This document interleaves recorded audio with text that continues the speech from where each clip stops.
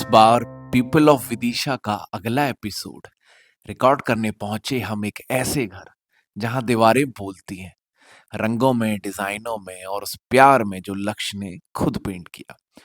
उसी घर में बनाया हमने छोटा सा स्टूडियो और इस बार कैमरा संभाला लक्ष्य की वाइफ राखी श्रीवास्तव। इंटरव्यू के साथ साथ हमें देखने को मिली लक्ष्य द्वारा बनाई गई बहुत सारी खूबसूरत ड्राइंग्स, पेंटिंग्स और उनके कॉलेज व स्कूल के दिनों की तस्वीरें।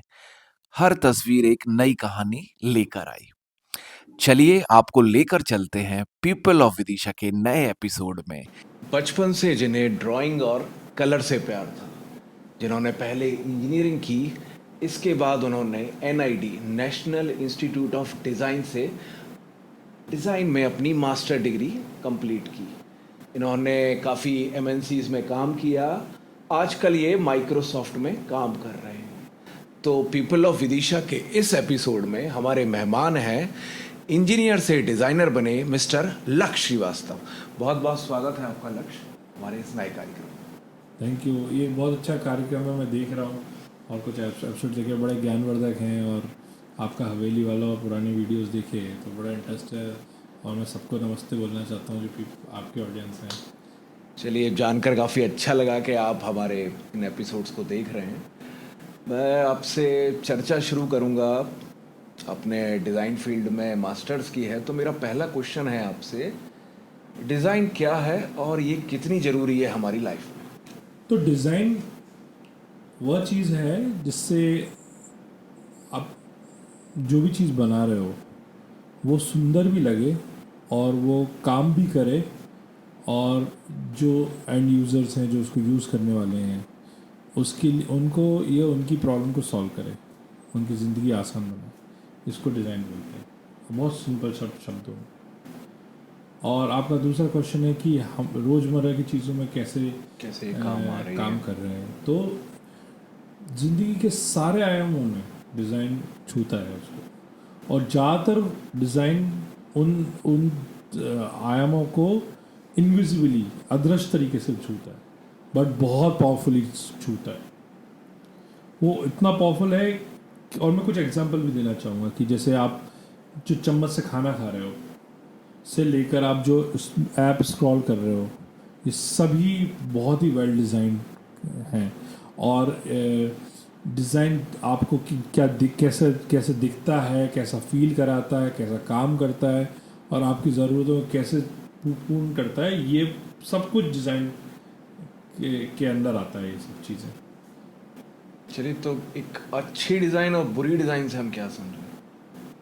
अच्छी डिज़ाइन और बुरी डिज़ाइन का कुछ एग्जांपल मैं ऐसे लेना चाहता हूँ कि जैसे फर्नीचर डिज़ाइन है। एक अच्छी फर्नीचर डिज़ाइन आपको बहुत कंफर्टेबल दिखाएगा। इस फील्ड को एर्गोनॉमिक्स बोलते हैं बाय द वे। तो वो आपकी पीठ दर्द को गायब कर देगा। आप जिस तरीके से यूज़ करो उसको कंफर्टेबल बना देगा आपकी ज़िंदगी। और वही बुरा फर्नीचर है, वो आपकी काम में अलग एक्स्ट्रा पेन क्रिएट करेगा। अलग पीठ दुखेगी आपकी अगर आप बहुत देर बैठे हो। आप सोचो कि कंप्यूटर टेबल पे आप बैठे हो और आपकी चेयर कंफर्टेबल नहीं है, प्रॉपरली डिज़ाइन नहीं है, तो वो और दिक्कत और आगे चल के और डिजीज़ भी हो सकती हैं बॉडी में, अलग अलग जगह पर दर्द क्रिएट कर सकता है। बहुत सारी इन्फॉर्मेशन है, ये मैं एक एग्जांपल है। दूसरा एग्जांपल है कि आप पैकेज, जैसे पैकेजिंग डिज़ाइन है कि आप दूध खरीदने जा रहे हो, उसमें अच्छे से नहीं बताया है, इन्फॉर्मेशन नहीं है। या दवाई लेने जा रहा हो, उसमें अच्छे से इन्फॉर्मेशन नहीं है। तो इससे बड़ी क्रिटिकल सिचुएशन हो सकती है कि आप गलत दवाई लेके आ सकते हो या गलत डोज ले सकते हो, जस्ट कि उसकी इन्फॉर्मेशन सही तरीके से लिखी नहीं या सही तरीके से उन्होंने क्लियरिटी मैसेज नहीं किया। लेकिन अगर अच्छी डिज़ाइन है, जैसे कि नेविगेशन कर रहे हैं आप, रोड पे मैप्स रहते हैं या साइनेज दिखते हो आप, ये सब डिज़ाइन के पार्ट हैं। या मेट्रो का मैप्स देख रहे हो या सिटी मैप्स देख रहे हो या साइनेजेस में देख रहे हो आप, ये अगर आप बहुत अच्छे से वेल डिज़ाइन हो, ये यूनिवर्सल साइनेज होते हैं, ये बहुत अच्छे से वेल डिज़ाइन है। अगर ये वेल डिज़ाइन नहीं होते तो आपकी लाइफ और कन्फ्यूजियस हो जाती है। आपको नेविगेशन करने में, आपकी नई जगह, नई प्लेसेस में नेविगेशन करने में हार्ड हो जाता है। ये हर आयाम को छूता है। आप कोई ऐप यूज़ कर रहे हो, मैं एग्जांपल देता हूँ कि जैसे जोमेटो आप यूज़ कर रहे हो या आप फ़ोन पे यूज़ कर रहे हो, ये इतने बढ़िया ऐप्स इसलिए हैं क्योंकि बहुत बहुत इवॉल्व हो चुकी हैं और बहुत अच्छे डिज़ाइनर्स ने इस पे काम किया है, इसलिए आप उसको छूते से ही फटाक से स्कैन कर सकते हो, फटाक से ऑर्डर कर सकते हो। बाकी आप अगर बुरी डिज़ाइन को कंपेयर करो तो कुछ पुराने एटीएम्स में आप जाओ तो बहुत कन्फ्यूजन क्रिएट होता है कि हाँ नंबर कहाँ से चेंज करना है, एटीएम पिन कहाँ से देना है, ये गलत कई बार बड़ी बड़ी क्रिटिकल सिचुएशंस, क्रिटिकल काम को बहुत ख़राब कर देता है, हमारी ज़िंदगी को पेनफुल बना देता है। तो ज़िंदगी डिज़ाइन कुल मिला के दोबारा वही चीज़ बोल रहा हूँ कि डिज़ाइन अगर अच्छा डिज़ाइन है तो वो इतना स्मूथ हो जाता है, सटल हो जाता है कि आपको पता ही नहीं चलता कि वो है, लेकिन वो पूरे अपनी जगह से काम करता है, लेकिन वो बहुत लंबी प्रोसेस है उसको अचीव करने में। तो एक अच्छी डिज़ाइन हमारी लाइफ को काफ़ी बेटर बना सकती है, काफ़ी हमारी आसान बना दुनिया सकती दुनिया को बहुत अच्छी दुनिया बना को। सकती है। वो छोटा सा एग्जांपल है कि हमारे विदिशा का एग्जांपल दे रहा हूँ। हमारे विदिशा बहुत जगह जो सिटीज़ हैं अर्बन प्लान नहीं है, अर्बन प्लानिंग होती है, जो डिज़ाइन होती है, कहाँ सीवेज आना चाहिए, कहाँ सिटीज़ होना चाहिए, कितनी सिटी लिमिट होना चाहिए, किस जगह रोड्स होने चाहिए, किस जगह वॉक करना है, गार्डन कहाँ होना चाहिए। इस चीज़ों में अगर गड़बड़ी होती है तो हम सब सफ़र करते हैं। बारिश का समय है, आप सब देख रहे हैं कि जैसे चेहरे से मेकअप उतर जाता है वैसा सिटी का हालत हो रखा है। तो वो इसलिए भी है क्योंकि वेल डिज़ाइन नहीं है। अगर यही चीज़ वेल डिज़ाइन है तो हमको इतनी प्रॉब्लम होती नहीं। और ऐसा नहीं है कि डिज़ाइन बहुत महंगी चीज़ है। अच्छी डिज़ाइन सिर्फ एक सोच है, एक प्रोसेस है, लेकिन एक बार कंप्लीट हो जाती है ज़िंदगी आसान हो जाती है। आप दुबई को एग्जांपल लो, विदिशा दुबई को कंपेयर नहीं कर सकते, बट दुबई में या कोई बड़े शहरों में आप देखो वेल डिज़ाइन सिटीज़ हैं।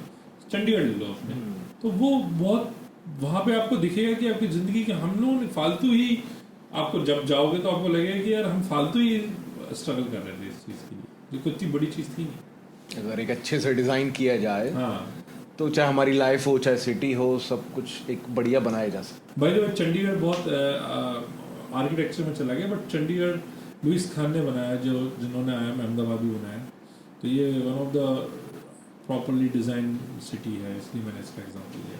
आपने ग्रेजुएशन की थी इंजीनियरिंग में, फिर आपने मास्टर डिग्री की NID से, जो कि काफ़ी प्रीमियर इंस्टीट्यूट है डिज़ाइन फील्ड में, तो ये ट्रांजिशन आपके लिए कितना डिफिकल्ट था? ये एक तरीके से स्कल्पटिंग की तरह ही रहा ये सफ़र, जिसमें सारे पुराने डॉट्स को कनेक्ट करे हमने, लेकिन ये दूसरी तरफ रेजिस्टेंस भी रहा। तो स्कल्प्ट कैसा रहा कि जैसे बचपन से मुझे ड्राइंग पेंटिंग का शौक था। मैंने कभी सीखा नहीं, लेकिन बचपन से ही जब से मैं होश संभाला तब से स्केच करता था, स्कूलों में ड्राइंग करता था। और मेरी एक टीचर है सुधा दीक्षित, उन्होंने मुझे डिस्कवर किया कि ये टैलेंट मेरे अंदर था। और फिर मेरे को धीरे धीरे मेरे स्कूल ट्रिनिटी के और सेंट मरीज के एक टीचर हैं अरविंद द्विवेदी सर और अनिल सर, इन लोगों ने मेरे को मोटिवेट किया। इनके कारण ही थोड़ा थोड़ा मेरे को ये विधा के बारे में पता चला। तो मेरे धीरे धीरे धीरे नेचुरली ग्रोथ होती रही। लेकिन जब मैंने इंजीनियरिंग करी तब मुझे पता चला कि हाँ, मैं ग्राफिक डिज़ाइन में हमेशा रहता, मतलब मैं जैसे फेस्ट होते थे तो पुराने बैकड्रॉप बनाता था, उनकी साइड टेक्निकल क्लब का मेंबर था मैं, आर्ट क्लब जो होता था इंजीनियरिंग में उसका हेड था मैं। तो हमेशा मैं आर्ट की तरफ रुझान रहा। लेकिन धीरे धीरे धीरे धीरे मुझे समझ में आया कि ये कुछ ऐसी चीज़ है कि जो मेरे को कनेक्ट कर रही है। तो ये एक मेरी क्रिएटिविटी थी, जो इंजीनियरिंग में भी मैंने जो सीखा, कोडिंग मतलब वेबसाइट बनाता था। अपनी कॉलेज की वेबसाइट हमने बनाई, एज ए पहला प्रोजेक्ट हमने कॉलेज के बाद कॉलेज की वेबसाइट बनाई। तो वो, लेकिन इंटरफेस मैंने बनाया। तो धीरे धीरे वो कनेक्ट डॉट हुआ। जब ये ट्रांजिशन हुआ तो मुझे समझ में आया, जब एक टाइम था 2008 से 9, मैं 2008 पास आउट था, उस टाइम डिसीजन आया हुआ था और मेरी जॉब लग गई थी 3 कंपनीज में एज ए रेगुलर प्लेसमेंट। मैं JP यूनिवर्सिटी शिमला से पढ़ाई की थी मैंने, इंजीनियरिंग कंप्यूटर साइंस में। तो जब ये निकला तब मेरी प्लेसमेंट हो गई। लेकिन एक अच्छी बात हुई, लोगों के लिए बुरी बात होती है लेकिन बहुत अच्छी बात हुई कि वो 1 साल का गैप हो गया। 1 साल का हम लोगों की जो डिसीजन आया था ना, तो हम लोगों की ज्वाइनिंग जो थी वो 1 साल पीछे हो गई। उस साल मैं घर पे बैठा रहा और मैंने खूब सारी ड्राइंग्स की और खूब स्किल्स का पता चला। उस टाइम मुझे पता चला इसके बारे में कि एक फील्ड होती है डिज़ाइन फील्ड। तो इसके बारे में मुझे कुछ पता नहीं था। और ये भी मुझे विदिशा में किसी को ना, मेरे पेरेंट्स डॉक्टर हैं और मदर लेक्चरर हैं गवर्नमेंट कॉलेज में, रिटायर्ड लेक्चरर हैं। तो इससे मुझे यहाँ पे कोई कुछ पता नहीं था। लेकिन धीरे धीरे कर करके, जो आपने पुराने हवेली का वीडियो आपका था, उन्हीं के एक थे mister Akshay Rathore.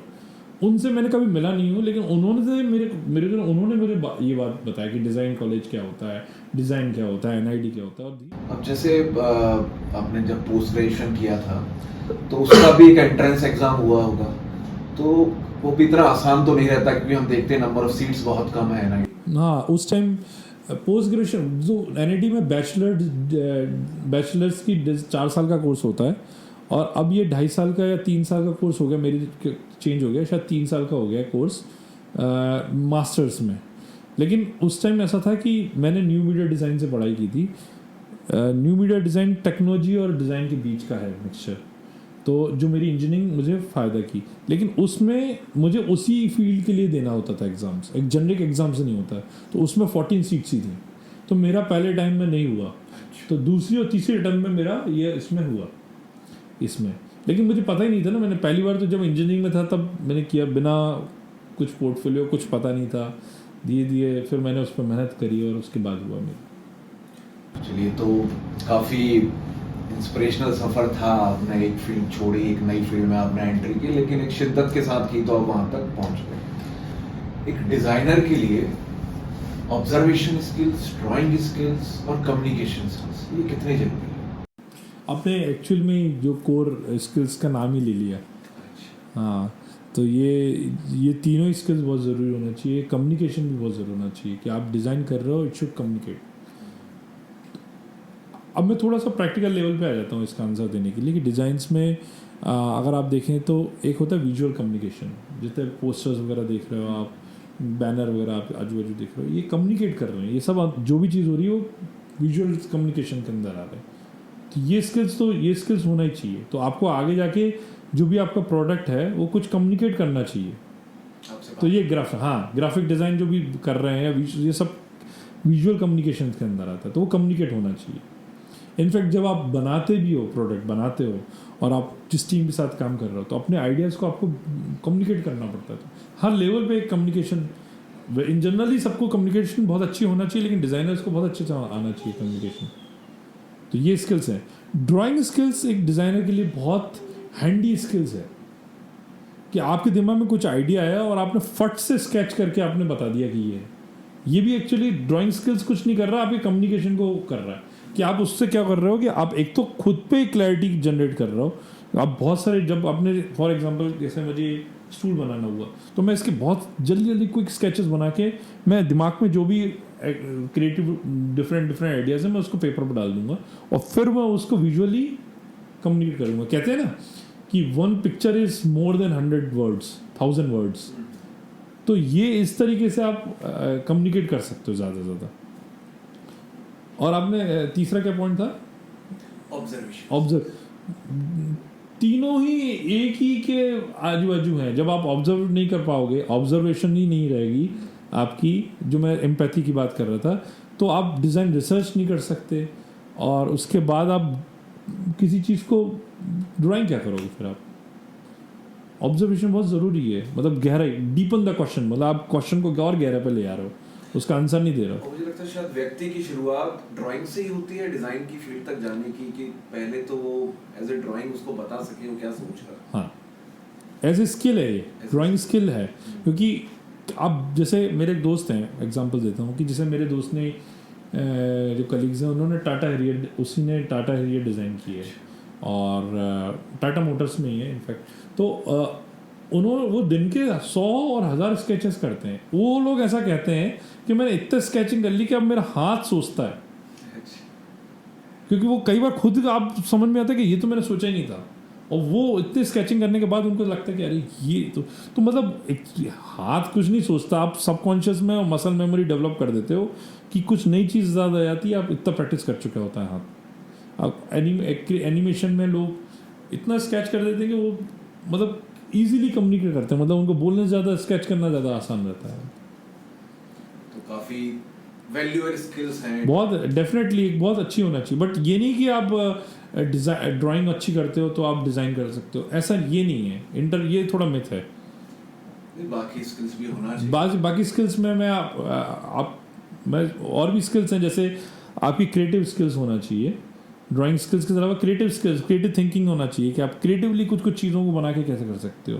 Analytical skills होना चाहिए। ये सब इसलिए भी बोल रहा हूँ पॉइंट्स, क्योंकि ये जितने भी आप एनआईटी का या और डिज़ाइन कॉलेजेस का एग्ज़ाम दोगे तो ये उसके पेपर्स के उसमें आते हैं, एंट्रेंस एग्जाम्स में एनालिटिकल स्किल्स भी होना चाहिए और जनरल अवेयरनेस भी होना चाहिए। आजकल एग्जाम्स में अगर जनरल अवेयरनेस, सारे डिज़ाइन कॉलेजेस में जनरल अवेयरनेस मांग रहे हैं। आपने एंट्रेंस की बात करी, जिस एंट्रेंस की बात को और आगे हम बढ़ाते हैं कि विदिशा एक छोटा शहर है और इस तरीके के छोटे शहर हमारे देश में काफ़ी हैं, और इन सब छोटे शहर में स्टूडेंट्स हो, उनके पेरेंट्स हो, इस तरह के ऑफ बीट कैरियर चुनने में वो थोड़ा कहीं तो डरते हैं, झिझकते हैं। तो मैं आपसे कुछ क्वेश्चंस वो करना चाहूँगा जिससे कि उनके अंदर ज़्यादा जानकारी बढ़े, जागरूकता हो, उसको कैरियर चुनने में उनको आसानी हो। बिल्कुल बिल्कुल।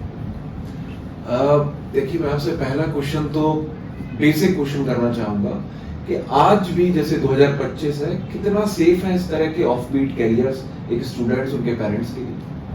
मुझे पता नहीं है ऑफ बीट क्या होता है, क्योंकि ये ऑफ बीट इसलिए लग रहा है क्योंकि मेन स्ट्रीम नहीं है। मेन स्ट्रीम इसलिए भी नहीं है कि यहाँ पे छोटे शहरों में अभी भी इंजीनियरिंग कॉलेजेस ज़्यादा हैं, शायद इंजीनियरिंग और मेडिकल अवेयरनेस अभी भी ज़्यादा है। ये इसलिए अब ये ऑफ बीट जो वर्ड है वो है। दूसरा से ही हम डॉक्टर और इंजीनियर को हाँ, मेन स्ट्रीम कैरियर मानते हैं, लेकिन ये डेफिनेटली मेन स्ट्रीम कैरियर है।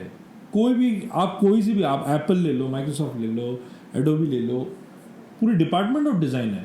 माइक्रोसॉफ्ट में तो 3 डिपार्टमेंट है, इंजीनियरिंग डिपार्टमेंट है, प्रोडक्ट मैनेजमेंट डिपार्टमेंट है और डिज़ाइन डिपार्टमेंट है। इन तीनों को ट्रायड बोलते हैं। इन तीनों के डिसीजन के बिना कोई भी चीज़ नहीं जा सकती। तो ये ऐसे नहीं है कि ये ऊपर है नीचे है। मैं कोई डिज़ाइन पीएम प्रोडक्ट मैनेजर के अंदर नहीं काम करूँगा। मेरे एक अपनी हायरार्की होगी, प्रोडक्ट मैनेजर की अपनी हायरार्की होगी, इंजीनियरिंग की अपनी हायरार्की होगी, डिपार्टमेंट रहेगा। तो ये भी वेल एस्टैब्लिश हो चुका है इस उसमें। बस हमारी प्रॉब्लम है कि हम नहीं इसके बारे में ज़्यादा जानते हैं इस चीज़ में, छोटे शहरों में। मैं इसीलिए भी बोल रहा था कि काफ़ी मेरे पास 7-8 लोग केसेस ऐसे आए जहाँ पे लोगों ने आया, बताया कि हमारे बच्चे बहुत अच्छी ड्राइंग करते हैं, आप बताओ क्या कैरियर कर सकते हो। उनको पता चला किसी के थ्रू कि मैं एनआईडी में पढ़ा था, तो उन्होंने आए मेरे कंसल्टेंट। इनफैक्ट मेरी कॉलोनी की एक लड़की ने निफ्ट क्रैक किया, और मेरी जिसमें बेंगलोर में जहाँ रहता था उनकी बेंगलोर में जहाँ रहता हूँ वहाँ पे उनकी लैंडलॉर्ड की बेटी ने निफ्ट क्रैक किया। मेरे थ्रू उनको भी पता चला। तो धीरे धीरे ऐसी चेन रिएक्शन शुरू हुई। लेकिन अभी भी मैं देख रहा हूँ कि लोग अभी भी उसको ऑफ बीट समझ रहे हैं। क्यों ऑफ बीट समझ रहे हैं? अगर आपके बच्चे में क्रिएटिव टैलेंट है, डेफिनेटली एक प्रॉमिसिंग वो है ये फील्ड, इसको डेफिनेटली जाओ। इसको बहुत आपकी बात को मैं और आगे बढ़ाता हूँ। जैसे हम किसी बच्चे में ये कैसे पहचाने कि इसमें वो क्रिएटिव वाली बात है, इसमें है वो बात, वो कैसे हम उसमें पहचाने, उसकी यंग एज में कैसे पहचाने? पहली बात उसकी क्रिएटिव स्किल्स होगी, मतलब वो एक तो सबसे पहले अगर फ्रंट में देखेंगे अब ड्राइंग स्किल्स अच्छी होगी। अच्छा, ड्राइंग स्किल्स अच्छा होने का मतलब है कि वो आर्ट में भी जा सकता है, आर्किटेक्चर में भी जा सकता है, डिज़ाइन में भी जा सकता है। ये तीनों क्रिएटिव फील्ड्स हैं, और भी क्रिएटिव फील्ड्स हैं, डांस, मूवी मेकिंग, जो बहुत सारी फील्ड्स हैं। In fact movie making is also a part of design. NIT का कोर्स एक है film and video design, film and movie video design, एक एनआईटी अहमदाबाद में कोर्स है। हाँ, तो उसमें और अनुराग कश्यप का एक बहुत फेमस डायलॉग था, अगर आपको याद हो, कि उसने इंटरव्यू में बोला था कि उन्होंने बोला था कि किसी को अगर मूवी सीखनी है तो एनआईडी जाए उसकी जगह। दूसरा, उसमें क्रिएटिव फील्ड हो, क्रिएटिव जील होना चाहिए। क्रिएटिव का कुछ चीज़ें बनाने का, क्राफ्ट कर रहा है बच्चा, कुछ चीज़ें बनाने के, जोड़ के तोड़ के कुछ चीज़ें क्रिएट कर रहा है। आप ये देख सकते हो, ये बिहेवियर है तो बिल्कुल उसको मेंटर करो आप। तीसरा, उसमें एक एनालिटिकल दिमाग भी है, इस क्रिएटिव होने के बाद वो अच्छे से कम्युनिकेट कर रहा है। ये एडिशनल स्किल्स है। बट अगर आप 2 स्किल्स भी देख रहे हैं तो डेफिनेटली आप बच्चों को एक वोकेशनल कोर्सेज करवा सकते हो, वर्कशॉप वगैरह कहीं पे बहुत सी जगह होती है। अब उनके एक जी टेस्टिंग के लिए कि समर कैंप में आप डिजाइन सीख के आओ या ये करके आओ, तो डेफिनेटली इन चीज़ों से थोड़ा पता चलता है। चलिए, अब जैसे हमने पता लगा लिया कि इस बच्चे में वो क्रिएटिव माइंड है, तो पेरेंट्स को किस तरीके से उसका सपोर्ट स्टार्ट करना चाहिए, मतलब शुरुआती दौर में कैसे सपोर्ट करना चाहिए? तो सबसे पहले तो पेरेंट्स को खुद को अब ये दुनिया मोबाइल की दुनिया है, इंटरनेट की दुनिया है, तो पेरेंट्स सब बोलेंगे हमें नहीं पता, और तो ये बड़ा स्ट्रेंज है, हम साइंटिफिक दुनिया में बैठे हैं, आप उसे पूछना मात्र है। तो पेरेंट्स को डेफिनेटली खासकर छोटे हम जैसे बी टाउन्स में, सी टाउन्स में, पेरेंट्स को डेफिनेटली थोड़ा सा समय निकालना चाहिए, इसके बारे में थोड़ा रिसर्च करना चाहिए और बच्चों को मोटिवेट करना चाहिए कि हाँ तुम भी करो। विदिशा के बच्चे थोड़े से मैंने देखे कि जिन से मैंने बात करी वो एक झेप में रहे, वो मैंने उनको बताया लेकिन वो वापस नहीं आए। मैंने उनको सब चीज़ नहीं बताई, मैंने उनको बहुत ऊपर चीज़ें बताई और मैंने बोला कि आप जाओ रिसर्च करके आप ही मेरे को आओ क्वेश्चन पूछो। उसमें बहुत कम बच्चे वापस आए बात करने क्या कारण रहा? झेप, मुझे लगता है कि झेप रही कि हाँ मैं क्वेश्चन कैसे पूछूंगा, कहीं मैं बेवकूफ तो नहीं लग रहा। इस चीज से हम अपनी हानि कर रहे हैं। आप क्वेश्चन नहीं पूछ के अपनी हानि कर रहे हैं। चलिए, जैसे जब शुरुआती दौर में NIT 3 ही हुआ करते थे, बेंगलोर, गांधीनगर और अहमदाबाद। आज की डेट में 7 NIT कॉलेजेस। कंपेयर करें तो IIT भी बहुत टफ एग्जाम है, मेडिकल फील्ड में निकलना भी बहुत टफ है, और NIT को सबसे ज़्यादा टफ बनाता है उसकी नंबर ऑफ सीट्स, क्योंकि बहुत ही लिमिटेड सीट्स हैं।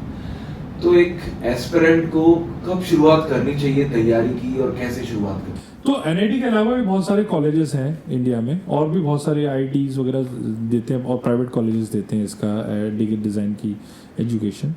लेकिन अगर आप जब आपको ऑलरेडी पता चल गया है, बच्चे को और पेरेंट्स को सेंसिटाइज हो गया है, मेरे हिसाब से सबसे बेस्ट टाइम है जब बच्चा 9th में जा रहा है या 9th से 10th में जा रहा है। ये सबसे बेस्ट टाइम है आपको डिज़ाइन के बारे में जितने जल्दी से जल्दी पता चले कि हाँ ये करना है, तो ये बहुत ही बढ़िया टाइम है।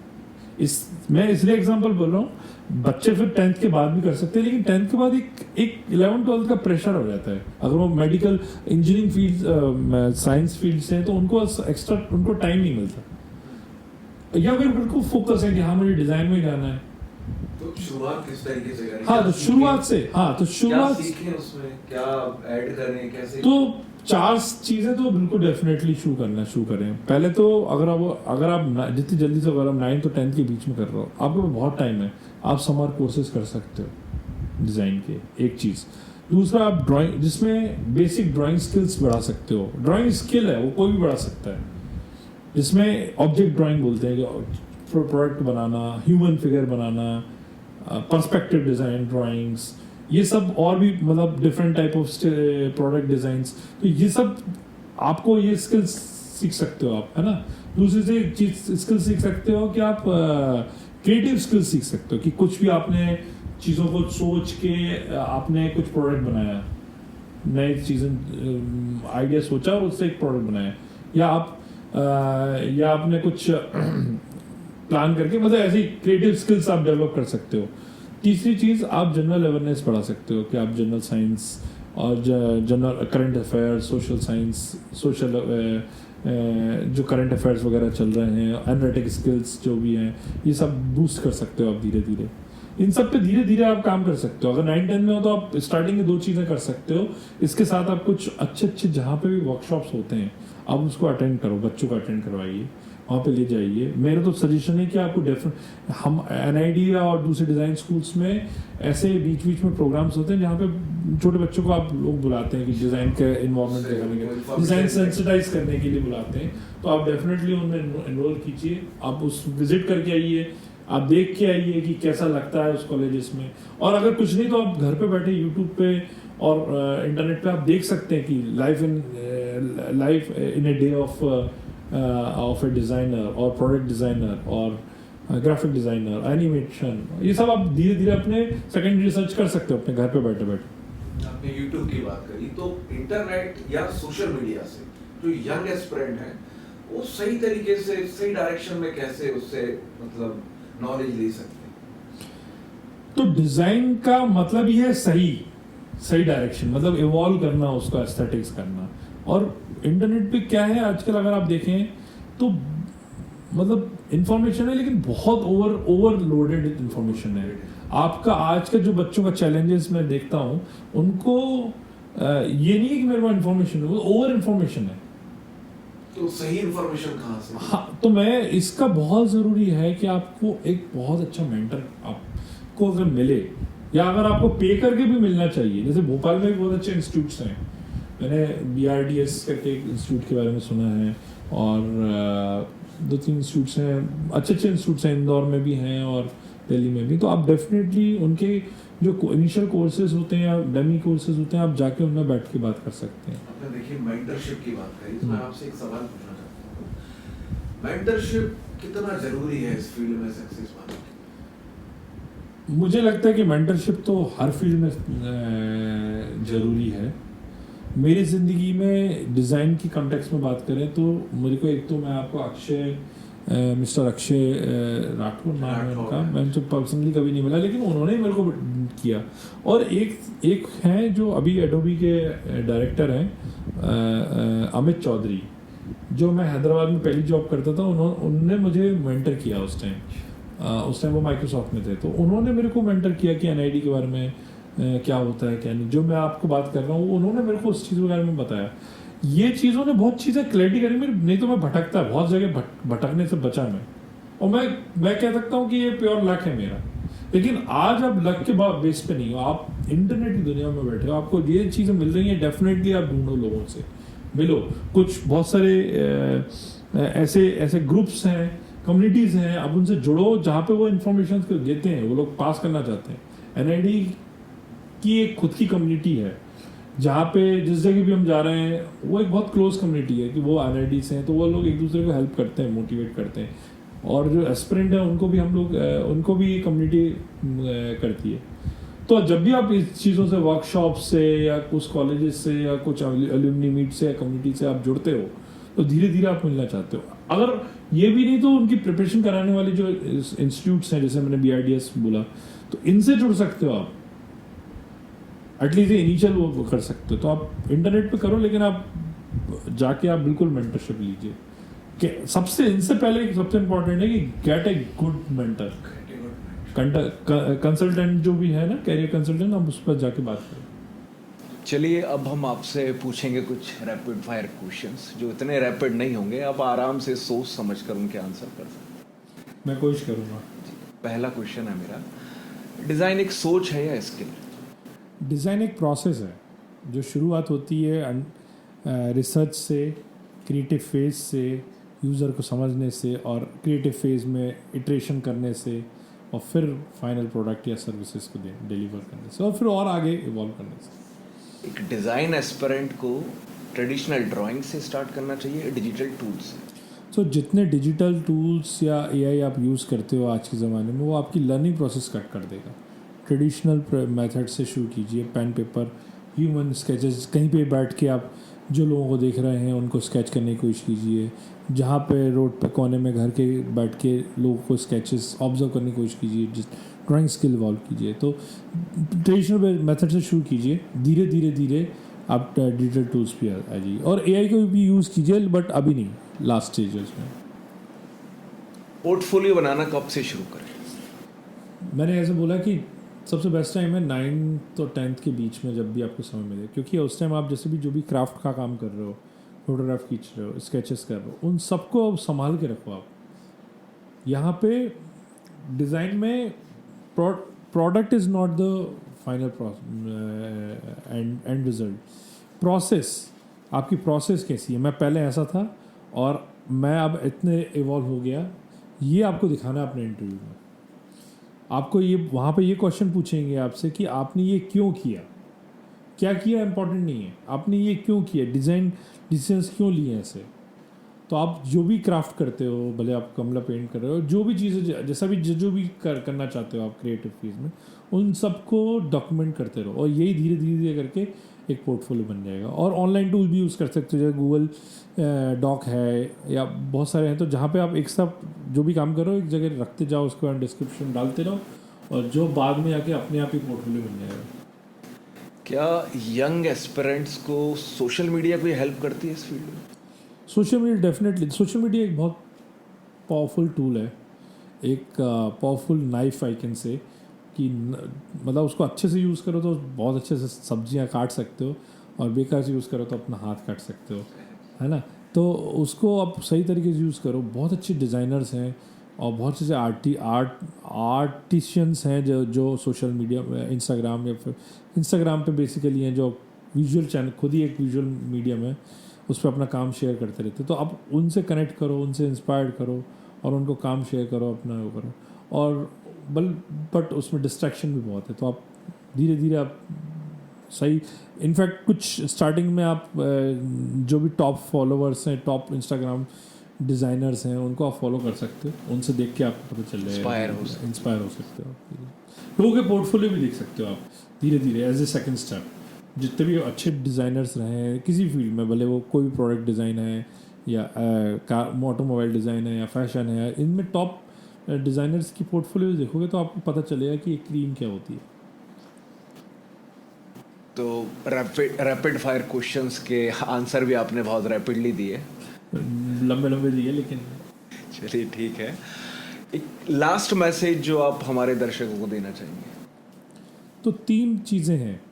एक तो कि जितना जल्दी से जल्दी आप इसको डिसाइड करते हो, क्लैरिटी लेके आते हो, तो आपको टाइम ज़्यादा मिलेगा, और टाइम ज़्यादा मिलेगा तो आप उसको शांति से कर सकते हो प्रिपरेशन। इसलिए मैं 9-10 पे फोर्स कर रहा हूँ कि जब भी आप 9th में आ रहे हो या 10th में आ रहे हो, ये सबसे बेस्ट टाइम है। दूसरा, आप डेफिनेटली मेंटर, मैं दोबारा बार बार बोल रहा हूँ कि आप पे करके भी आपको कोई मेंटर मिला है तो आप उसके पास जाओ, वो सही गाइड करेगा आपको, कोई से भी।